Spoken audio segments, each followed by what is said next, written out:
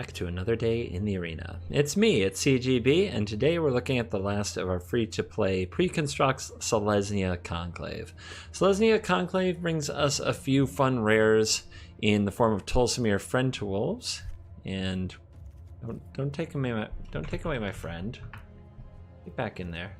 And March of the Multitudes, which is an excellent mythic that makes a ton of creatures. Amara, Soul of the Accord, makes little creatures, and it's just a 2-mana 2/2. So, yeah, obviously making lots of creatures is a big part of what Selesnya does. Convoke is an ability, like with Venerated Loxodon and Conclave Tribunal, that lets you cast cards for cheaper if you control a bunch of creatures. So, when we're tuning our Selesnya Conclave list, when we want to build it up, we want to go wide. We want to put many, many creatures onto the battlefield, and then we want to pay ourselves for having many creatures by using cards with Convoke and cards that buff our creatures. This puts a +1/+1 counter on each creature we control, the Pledge of Unity, and we gain 1 life for each creature we control. So we're going to be looking for a lot of effects like that when we go to tune the deck with our collection.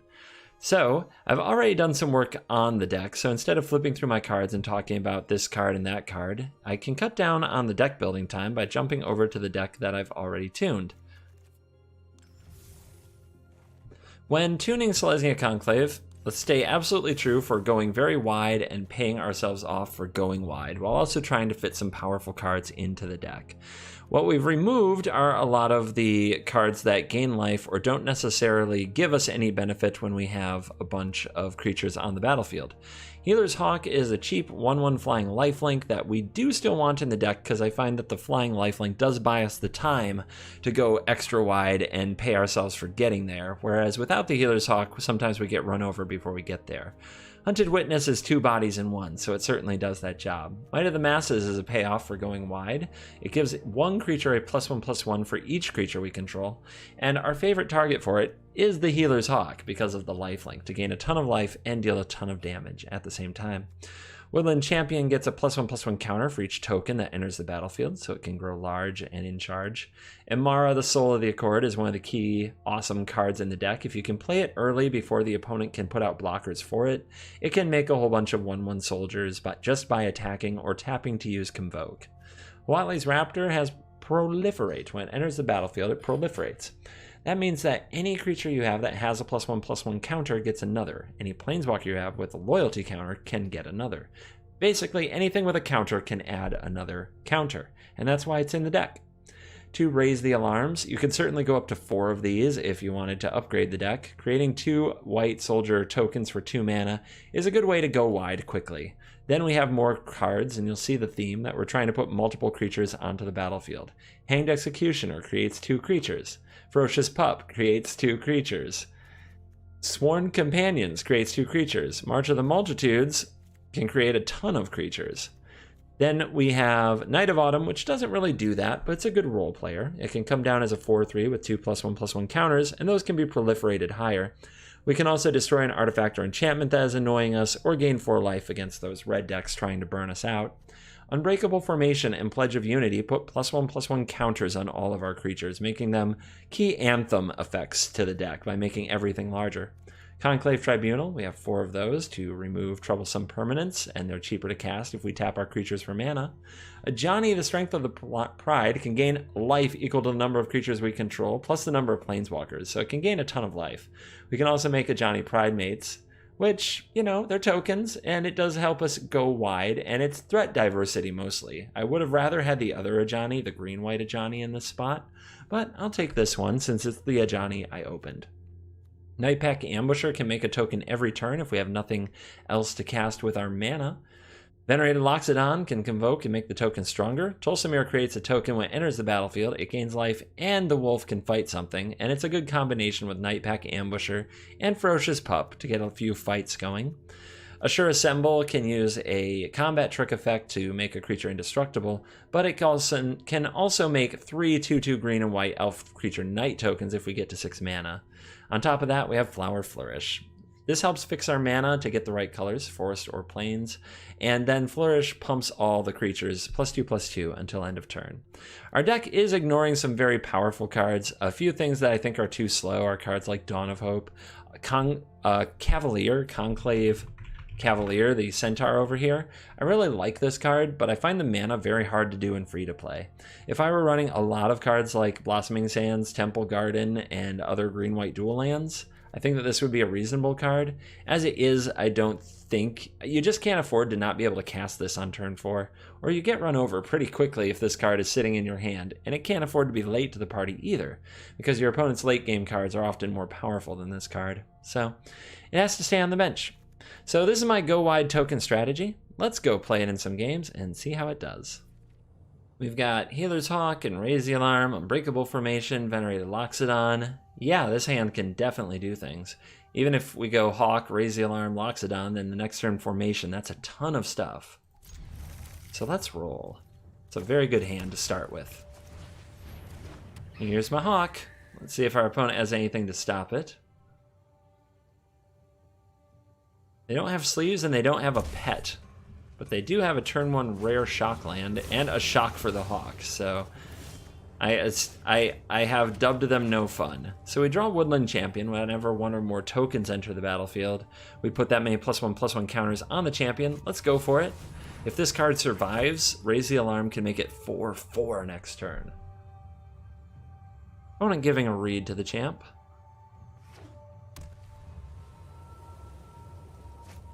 Okay, turn 1 kill you, turn 2 kill you. Our opponent is not here to make friends. So we could end step Raise the Alarm and then play the Loxodon, or we could play a 4/3 Knight of Autumn and hope to beat down with it. This is more mana efficient and more aggressive. This is more power over 2 turns. This is more power over 1. I think I'll go with the token strategy. Our deck is built around it, so I'll go for end step Raise the Alarm. Our opponent has a Hero Precinct 1. It makes a 1/1 human when they play a multicolored card. This is really weird since they haven't actually played a multicolored card yet. Off the top. Okay. So we could have 4 mana, but not 5 for Convoking the Loxodon if we play our Knight of Autumn here. So I'm just going to get my Loxodon resolved here. There's definitely a chance our opponent could give us something to target with Knight of Autumn. But those early pair of removal spells certainly threw us off our mojo. We didn't quite get as wide as we wanted to, but we still got 6 power for 3 mana, which is pretty good. Boros Challenger will make a token for the opponent, and it's a 2/3 blocker for our 2/2 tokens, which is frustrating. But with that draw, I think I'm ready to get pretty spicy. We could do the Unbreakable now and smash in, or we could play our Knight of Autumn and then have an extra creature for the Unbreakable. I think smashing is best. Just make the opponent show some respect to the army. Plus we get big enough that the Boros Challenger can't easily block us. And the opponent will take it all and go to 7 life. The real question will be, can we finish the job? We'll need, like, a Flying Healer's Hawk would be nice to find a way to do that. We know our opponent has a handful of spells because they haven't played more land. If they had more land, they would play it. Alright, do we keep smashing? I think we do. Right now the opponent's blocks aren't particularly great. They might put 2 creatures in front of the Loxodon to get rid of it, maybe 3, and they still have these 3/3s to deal with. So let's keep the pressure on and see if we can break through them before they draw their lands and start to recover. Wow, the opponent willing to go to 4 here. They're only chumping away their tokens. We'll add more creatures to our board because we can. This will get 2 +1/+1 counters, so it's a 4/3 attacker. Our opponent finds a land. Let's see what they do with it.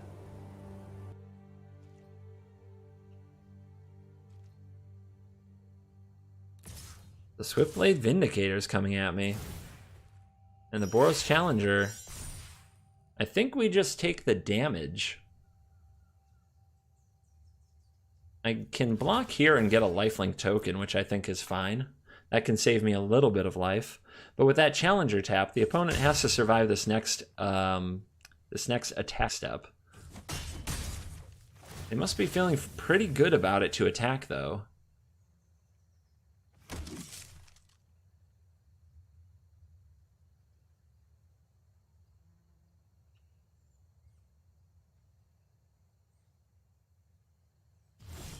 And they say go. They must have something up their sleeve. But I don't think that matters very much to me. I'm attacking and going to make them answer.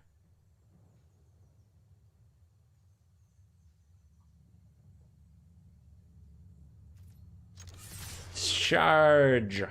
Get him. Get him.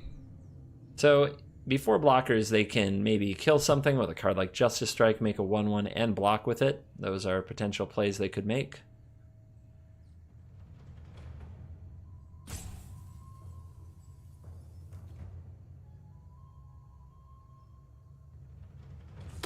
And no, the opponent, they just died. Wow. Okay. Not sure quite what their plan was there. I guess they were hoping to intimidate me. Well, we have a few lands and the Amara. If the Amara lives and gets to attack, then maybe we're doing okay. I'm not very excited about the hand. And the opponent looks like they're going to play red and try to run us over, which is always an experience of its own. But hey, we drew a Hunted Witness. So we get to put something on the battlefield right away to try to get between the opponent and our face. So I like that. If the opponent activates the Brute, they can make it so that it can't be blocked except by haste creatures, but that's fine. It does mean the opponent doesn't get to play anything else too explosive. They might light up the stage and try to get something for next turn. And we see a land and a Cavalcade, which, again, it's okay. We'll go ahead and play out Amara and see if the opponent can come up with an answer to that. I think I also hold the Witness back just to tax my opponent. They have to pay 1 if they want to attack with their Ginger Brute and not trade with the Witness, even if they kill the Amara. And the Flowers are likely searching for lands next turn, but I'm kind of nervous about it. It would be nice to draw a land to get to play the Warlord. Here's the Cavalcade, one of the key cards in their deck. It deals 1 damage when a creature with power 1 or less attacks. And there is the shock, but remember now, if Ginger Brute attacks, they trade with the Witness. That's why we kept the Witness on defense instead of attacking with it. We drew the land. Let's play the Ironfoot Warlord. He's got a big booty, and I don't think the opponent can really remove that, so we can probably start getting in there for damage. We are going to have to beat our opponent to death at some point. It is the brutal nature of the arena. Our foes must be beaten.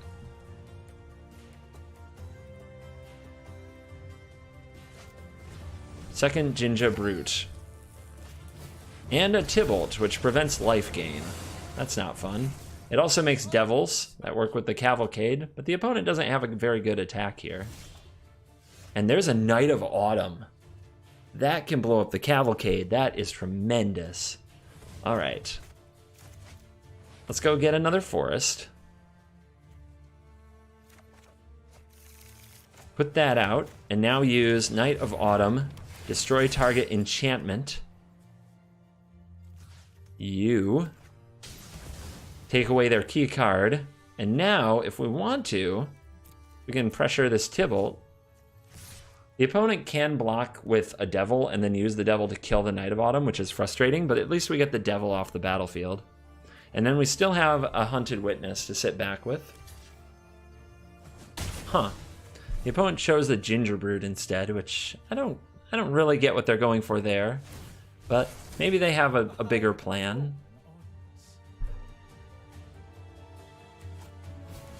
Torbran, no! So much damage. Alright, well, I have to block, I believe. It deals 3 damage. Whenever red source would deal damage to an opponent or a permanent, it's that +2. So this Devil now deals 3 damage to something. And if the opponent chooses the Knight of Autumn, that's frustrating. And it looks like Knight of Autumn is the pick. So our creatures are dying.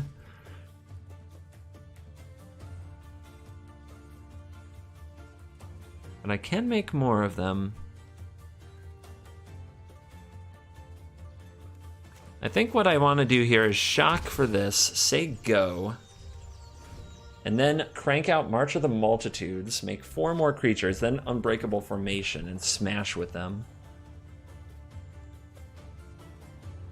because we're going to need life to fight back against this guy. He is a beast. Now that deals 5 total damage because of the Torbran.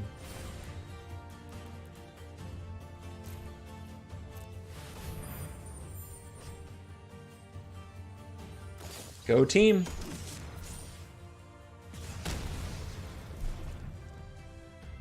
So we do that in response, of course, because if this dies, we get 1 less creature. Okay. A Bone Crusher Giant takes out 1 of them. Not a big deal. This attacks? No, I'm not blocking. I'll take the 3. We have to get rid of Tybalt for this lifelink to matter. So we'll play out our Hunted Witness. I'm going to hold this for the Flourish side to give all my creatures +2/+2. I only need 1 more land to do it. I'm going to hit the Unbreakable formation.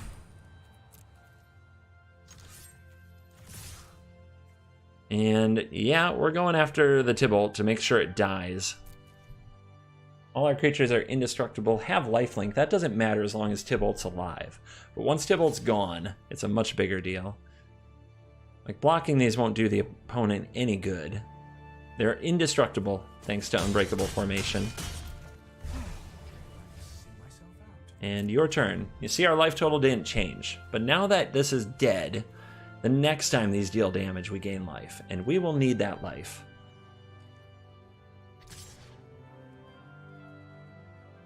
So an interesting attack by the opponent. One thing that we can do is block with everything, which is a little funky. But what this does is while the opponent gets to kill one of these, we gain 8 life. So if you have lifelinking creatures, you can stack them up in their blocks and gain more life than the opponent can deal damage to you. The opponent does get to kill 2 of our creatures, unfortunately, because the devil died. But I think it's good to gain that much life. I don't know. Yep, the opponent's still jamming their cards. We need to draw a Conclave Tribunal for this, and we are in the game. But we can't seem to do that. Life is hard.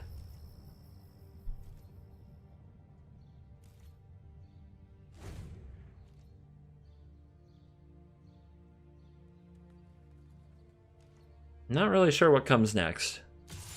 The opponent wants to get busy with the Scorch Spitter. This lets me turn my Hunted Witness into a lifelinker, which goes well with the Flower Flourish. The Bone Crusher Giant is coming at me for potentially 6.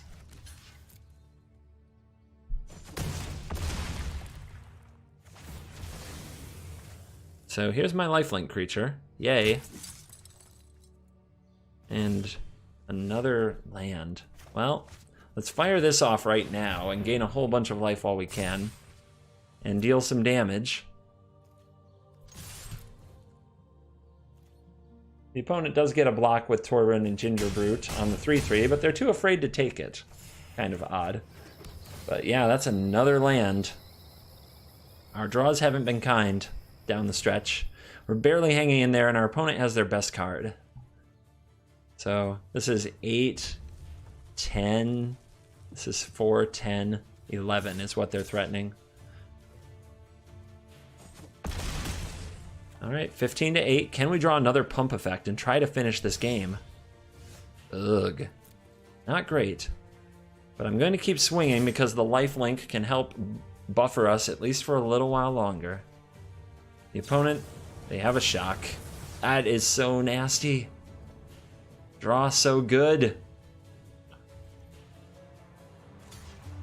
Just about any card, by the way, would be a shock. That's one of the lower power cards. And they're sacrificing their Gingerbrute for 3 life. It is a food. They can do that. I would have wanted to get the lifelink creature off the board, but my opponent will do what they want to do. Yeah, I thought I had a chance in this game. It just didn't work out for me. The opponent with another creature. We get another land. And that's going to be game. At least I like to go down swinging, my friends.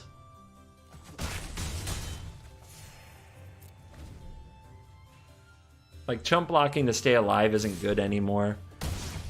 The March of the Multitudes just... It was our big Hail Mary, and it wasn't enough. Well, this can get a green, and the rest of our hand we can lead out pretty well. There's kind of a hole on turn 2 where all we're doing is finding a forest, but I think we keep it. Sworn Companions. It's another 3-drop. The deck does need more 2-drops. More Imaras, more Razy Alarms, and more Woodland Champions would really help this deck if you're looking to fill it out. And of course 4 Loxodons and probably 4 March of the Multitudes to make sure that you actually get to play with your best cards more often. Those are a lot of rares and mythics, I know. Let's try the flower. Can we has a green source? Opponent might be thinking about countering it if they're on Simic Flash. Does take 2 green sources to play Tulsimir. We'll have to keep an eye on that. And the opponent looks like they're Simic Flash. Oh joy, lucky us. So with a turn 2 Cutthroat, we're basically in this bind of we have to play cards because we have to keep their mana busy and we have to keep them busy. But it just keeps making their Cutthroat stronger. We'll try for the Sworn Companions. Yep, countered. Settle into the no fun zone, friends. I mean, I love Magic. I hate Simic Flash. But I know I'm not the only one. I get messages. I like see people bristle with hatred when I run into this deck. But we're gonna keep fighting. All you can really do is play your stuff. Hope that they run out of their stuff. Okay. They unsummon the Executioner. That makes your Cutthroat bigger, but it does leave me with a creature. And the creatures matter. Yep, no blocks. We just kind of keep taking it until we're forced to do something about it. Ooh. That's too bad. If we had had another land here, we might have been able to play multiple spells with our turn, which would tax our opponent harder, make it hard for them to counter everything they wish to counter. Let's go for an Executioner, I suppose.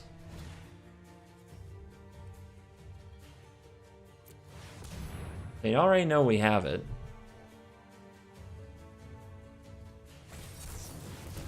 And that hurts. Just another counter spell. We'll keep slamming in, though.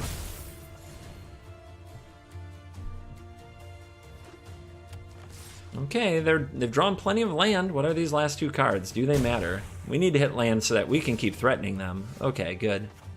So this lets us do is we can go for the Amara. Ooh, that just resolved easily, too. That means it's time for this. I think the opponent's out of their stuff. I think they ran out. Wait, now it's holding? Must be Disdainful Stroke, yeah.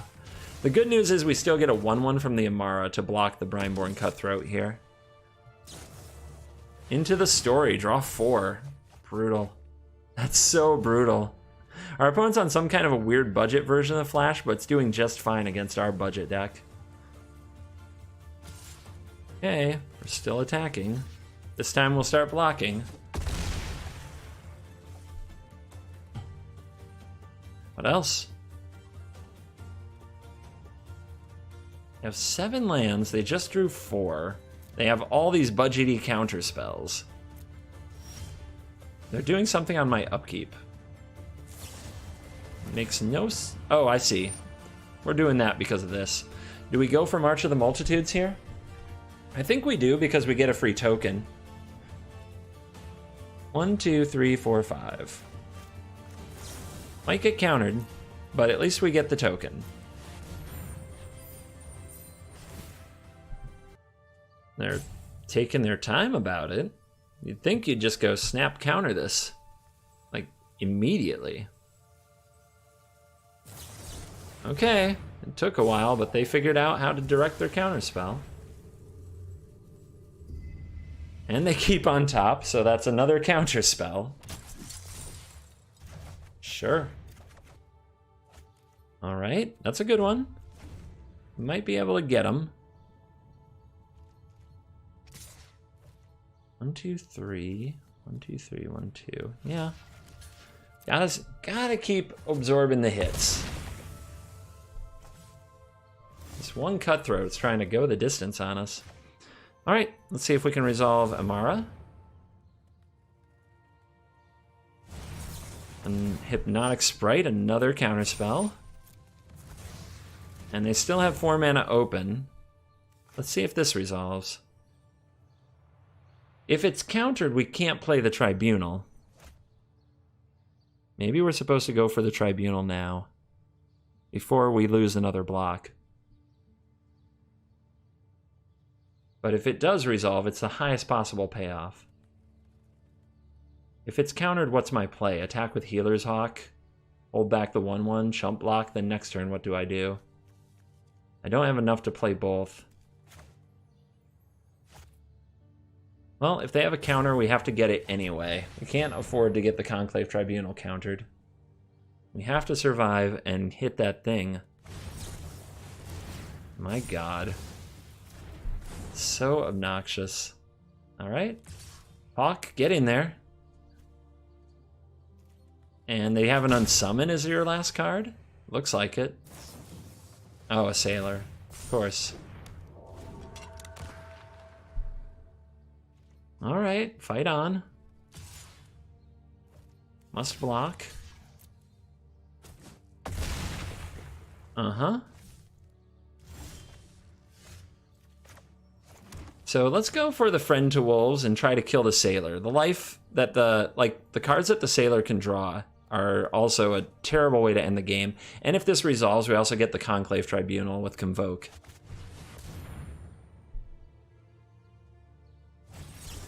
Wow, worst game of all time. Worst game ever. Saddest Magician CGB. Just the worst. Alright.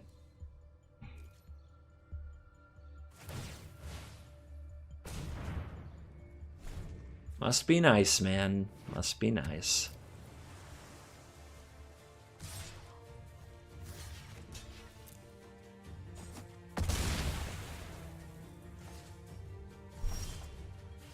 Warlord. We can go for Warlord into Tribunal. I think we just have to go for it. We need to resolve all the things. Opponent's going to try to draw into another counter here with their Spectral Sailor, which right now is representing a full hand reload as often as they want it. And finally, our last try.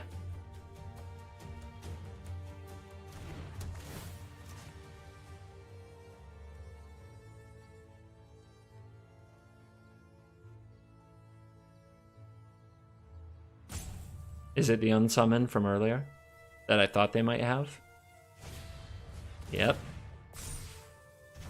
Well, could be worse. They had to reset, and we're still at 14 life because we took blocks for a very long time.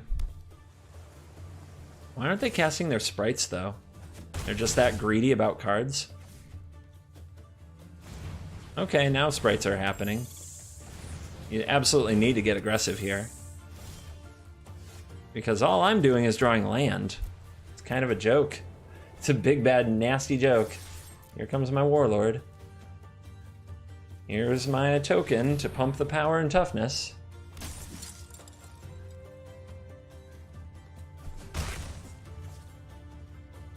And draw more cards. Oh, God. Just the best creature in their deck, that's all. No big deal. No big deal. You attack with everything. Like, if you don't attack with everything, you're doing this wrong. But the opponent doesn't. Okay. Let's see, 1, 2, 3, 4, 5, 6, 7, 8. Is there any way I can stay in this game by keeping a creature around? I already lost my March of the Multitudes. I lost, like, most of my good cards. They're already spent. If I were a deck that was able to play 4 of my good cards, I wouldn't be having these issues, but that's not the way it works anymore. I don't know what I could draw, but I think whatever it is would mean I have to have multiple creatures to pay it off. Wow. That's it's a card. So we'll just play these out. My opponent will counter it probably because they're rude. Because they're the Simic Flash player. I define that as very rude. I think that that is like the worst human being to be, but people are going to do it anyway. And we'll play the formation.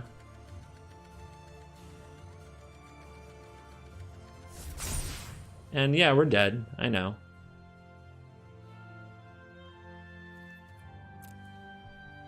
Just let him finish the job.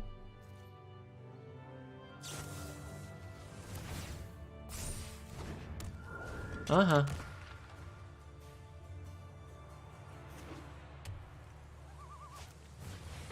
Okay. Yep. You have more things to play. Wild and sovereign and free. Oko making the wolf into a goose or elk or whatever, I guess. Yep. Very obvious. You win.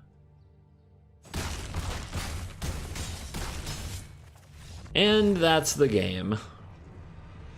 Oh, Selesnya life. This hand has the Hawk, a Raptor that may or may not be good, but sometimes you just need a 2-3 Vigilance.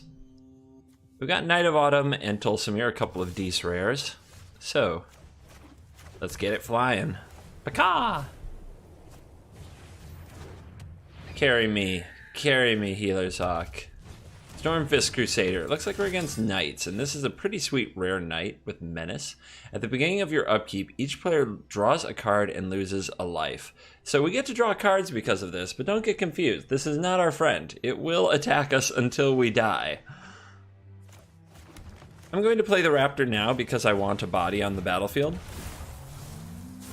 And I'm going to attack with the Hawk because I do want to draw the cards, and I don't want to try to double block the Crusader. There are a lot of cards that can punish you for that. I'm really curious what this deck is, because with blue, I don't think it's a Knight deck. So some kind of a Grixis mid-range, as we have Thief of Sanity. I like where their head's at. And I know I've got a Conclave Tribunal this thing. Now, a neat thing about Conclave Tribunal is you can tap Vigilant creatures to cast it. So what I can do here is I can attack with the Raptor, like so. There is some lag in this game. If you see me clicking and nothing happening, it wasn't my idea of a good time. So we can get this tap land out of the way this turn because we can play the Tribunal now after attacking with it. Or after attacking with the Raptor. Come here. You belong to me. Double Knight of Autumn. I wonder if we'll get anything worth targeting, but the life might be important. Stormfist Crusader. Giving me cards, but attacking me hard. What else you got? I do like the idea of using this in a non-Knights deck, just as kind of this play that feeds your hand. I wonder how all you can take advantage of that. Maybe this card plus discard spells, right? Oh, on cue, it's Thought Erasure. What does the opponent take? Tulsimir is probably the strongest overall card. When it makes the 3/3 friend to the wolf, it can fight the Stormfist Crusader and kill it. So that might be the target. But the opponent has to be looking at this hand like, that's a lot of stuff. And yeah, there it goes. The bad thing about this hand is a lot of threes. 3, 3, 3. Might be hard to get them to resolve, but we drew another Healer's Hawk, which can fill the curve. Let's smash. Let's play second Hawk.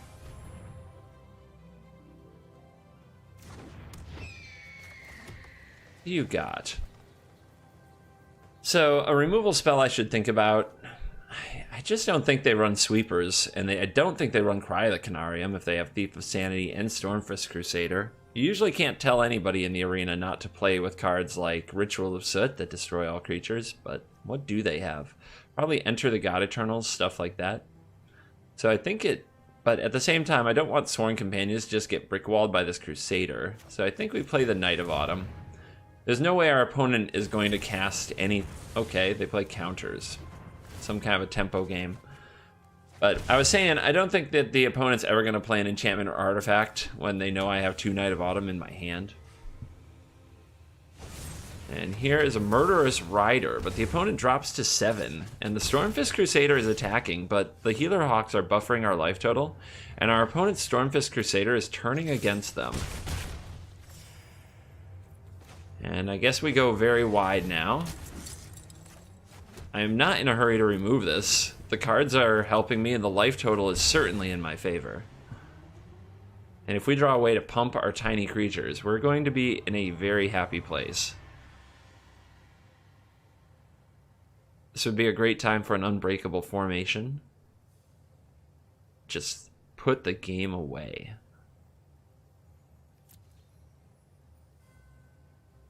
Does Stormfist Crusader attack? Not anymore.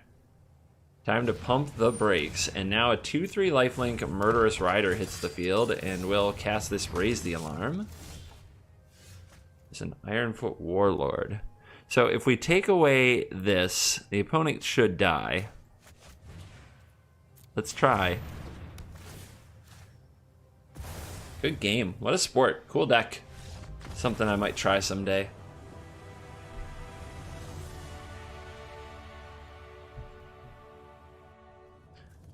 Oh, we have a Hunted Witness, but we can't play it on turn 1. We're either playing the tap Blossoming Sands or the Flower Flourish. I think we'll lead with the Sands. But then after that, we have the Witness, the Knight, the Conclave. We should be okay. We should be able to hang with some strategies, most strategies. Up to 21. A Mountain and a Scorch Spitter. Alright, looks like we get to fight with red. Do we play out our Woodland Champion? It's a good target for removal, whereas Witness is not. I think that Witness will save us a lot of damage if we put it out now. And then I think we go get our planes. So now we have double white if we need it. But yeah, it'll be hard to get through the Hunted Witness. The Spitter would have to like die, then another one would die. It's not a good deal. And the opponent sees that already. Ooh! This is what you want against red. The Great Warlord of Booty. Ironroot Warlord. It's 5 toughness. It's so much. A red deck may scoop in response to it. It's so strong. Okay, probably not, but you never know. You never know. Look at the opponent. Mine's a 1/1. Yours is a 2/5. And they shock the Hunted Witness. Okay. I guess they felt they had to kill something. Not doing their red duty if a creature lives. And now a Chandra Spitfire, which can fly over the top and cause a whole bunch of trouble. Fortunately for me, I come prepared. I think we'll go ahead and play out the Woodland Champion. It is too bad that the opponent can shock it to death if they have another shock. And then we'll play this. And we'll auto-pay this and leave our Warlord available to do some blocking. And take your Spitfire away from you. The other thing we could do is start attacking. Now, against red, it's actually really important not to be too defensive. You have to win the game. Because if you sit back, they'll just keep drawing more burn spells. They'll build a stronger and stronger board, and eventually they'll play something like a Spitfire that you can't kill. So, the opponent with a Chandra here. I would also say this is a really bad use of Chandra that I see on a regular basis. Playing it out without planning to defend it, just playing it to make 2 creatures and attack for 2. That's a much better play with a Cavalcade, because then it's 3 mana for 4 damage. But right here, their Chandra was 3 mana for 2 mana for 2 damage, and now I'm going to attack it to death. Now we can make a token, which will pump the Woodland Champion and save our Knight of Autumn for another day, and I like that a lot. So we'll go with that play. These can attack here. This can attack here. And this can attack here. We'll gain a life. We'll hit the opponent very hard. We'll remove their Chandra. Time to sleep for a week. And yeah, what do you have now? There's the Cavalcade. And there's a shock for the token. So the opponent gets to attack for 6. And then they die. I mean, just, yeah. It's kind of insult to injury, but we can even play the Knight of Autumn and destroy the Cavalcade. And there you go. We got him. This will get us a green source. We don't actually have a turn 2 play, which is scary, and our Loxodon might take a long time to cast, which is not good. I guess I'll play this instead. I'm kind of keeping it on the strength of some Knight of Autumns and Conclave Tribunals to keep me from dying if I'm on the back foot. It looks like our opponent is playing... I don't know. I don't quite know what's going on yet. Let's go get a forest, I suppose. With no early creatures, feeling a little weak over here. Feeling like the hand might have been a mulligan. Disinformation campaign. Okay, I think the best thing to discard is the formation. It can protect us from a wrath someday in the future, but we just don't even have small creatures on the board to protect. So, yeah. The other idea was to discard the Loxodon or land. I didn't really love either idea. But here's Knight of Autumn, and we can destroy an enchantment, and now our opponent can't abuse us with the Disinformation campaign by playing it over and over again. However, when you see this card, you know Sinister Sabotage is not far behind. You know. I look forward to seeing your mistakes. Oh my gosh, we are flooding. You know that Thought Eraser's in the deck, although that is usually a pretty sure thing anyway. I guess we'll go ahead and play our Loxodon. Should have discarded a land. But since that discard of the formation, we've drawn 2 lands in a row.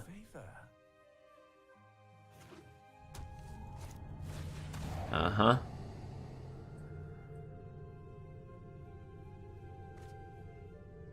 Conclave Tribunal, out of there. I don't know what this deck really goes for anymore. Without Teferi, Hero of Dom. Oh, that's gonna be a pain. We'll send over here. The opponent's trying to save the Dovin.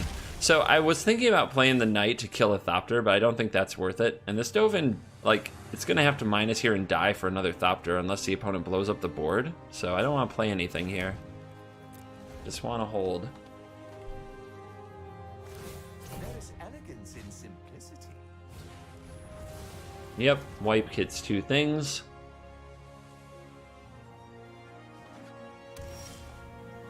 And here come my creatures. I got this Hawk, and the opponent can minus and make a Thopter, but then we can kill it with Knight of Autumn. I'll hold this in case of another Disinformation campaign, since I don't want to discard the Knight or the Conclave Tribunal. How obnoxious. I'm known for my excellent timing. That's more like it. I don't enjoy seeing things suffer, but I'll make an exception. Discovery looks at your top 2, surveils. That means you can throw them in the graveyard or keep them on top and draw. And they keep both. It implies a very powerful set of cards that, like you usually bin things that are of any kind of low value.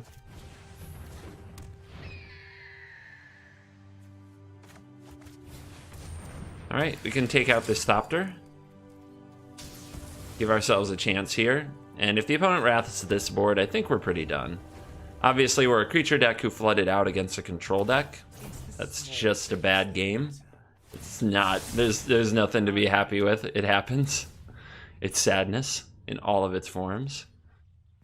The opponent uses a Scryland on a turn when they knew they liked their top card. Weird. Well, there's March of the Multitudes. I have a feeling something bad is going to happen during this attack step. And I'm right. Alright, let's play this. 1, 2, 3, 4.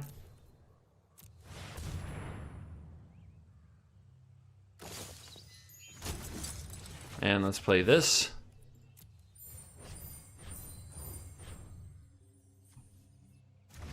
And let's take the Dovin so it can't make a creature to trade with one of ours. Okay then, it's like that. It's like that. Anomaly not to be repeated. Sweeper Tribal. Oh, I've done. And now the opponent has something that they're going to try to kill us with. The Clackbridge Troll.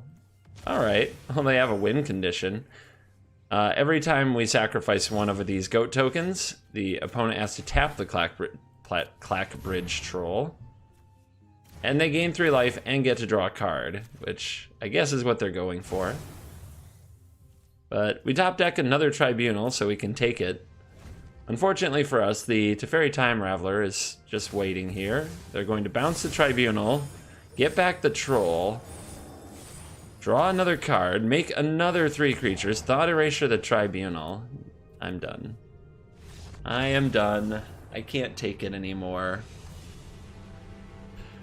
I can't narrate the death of all my little friends anymore.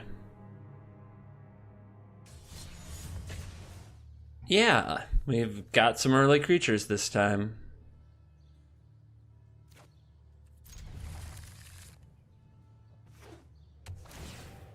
Our opponent will open on the red-green land. We will open on a flower fetching another plains. We could have put down either land. It doesn't matter. You can cast it off of either side. Not quite sure why I played a plains into that. I don't know. Couldn't tell you. So the card I'm going to think about here is Bone Crusher Giant, which you can cast for 2 mana to destroy target creature, or to do 2 damage to target creature. Sorry, it would kill Amara. So I think that's a reason not to play Amara in this spot, especially the way that the timer is ticking. Certainly implies that there's a Bone Crusher Giant awaiting, and Amara is as good as dead. With red being the most popular color in Arena, that's always a problem. Like, these cards that are actually really good little threats, they just don't matter because everybody plays red. And red is the color of shock. Here is a Gruul Spellbreaker, so we get to take 3 damage. Yay. But then we get to play this and make some tokens. And then we could play a 4/3 Knight of Autumn here. And that will force the opponent to make something bigger than the Gruul Spellbreaker. Or we could take the damage for a little while. I want to save the Conclave Tribunal for the biggest, scariest thing from the red-green deck. They often play very large monsters. You gotta be ready for that. They shock 2 damage for a Stomping Ground and drop a Frenzied Arynx. So this is another Riot creature. And this makes me think that we might be playing against another free-to-play account, which, my god, there are others out there. That's so beautiful and awesome. So now what do? Do we want to trade with that? I feel like we don't want to attack with our Knight of Autumn and get it traded for yet. Not with March of the Multitudes in hand. This is kind of free because then when I tap it for March, it makes another creature anyway. So this is a March for 4, or the Amara could tap for 4. Plus it kind of forces my opponent to make a play. So we'll say go. And if the opponent targets us, we'll respond by making 4 creatures, and then we can untap Unbreakable Formation and get busy. Stomping Ground tapped from the opponent, followed by Rhythm of the Wild. This gives all their creatures uncounterability, and non-token creatures get more Riot. So if somebody has 2 Riots, it double stacks. And here's the shock that we predicted on turn 2. So we'll go March of the Multitudes 4/3. Tapping the Amara will make a 4th creature. The opponent may decide to attack here, and that's kind of exactly what we want. We don't want them to absorb any damage from the Unbreakable Formation, but they don't do it. They don't do it, you guys. What's up with that? All right, let's go. Charge. All our creatures are indestructible. The opponent can't kill them, so we may as well attack with everything. And hit the opponent as hard as we can, like we're in Fight Club.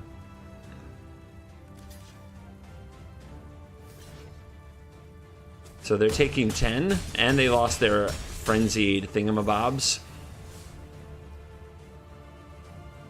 Let's go ahead and use a Conclave Tribunal on the Rhythm of the Wild. Keep the opponent from playing anything big and scary with haste. An Ilharg Razebore into a, like, something insane. I don't know. I don't know what the opponent could pull off from here, but we're shutting it down. And victory to the Conclave.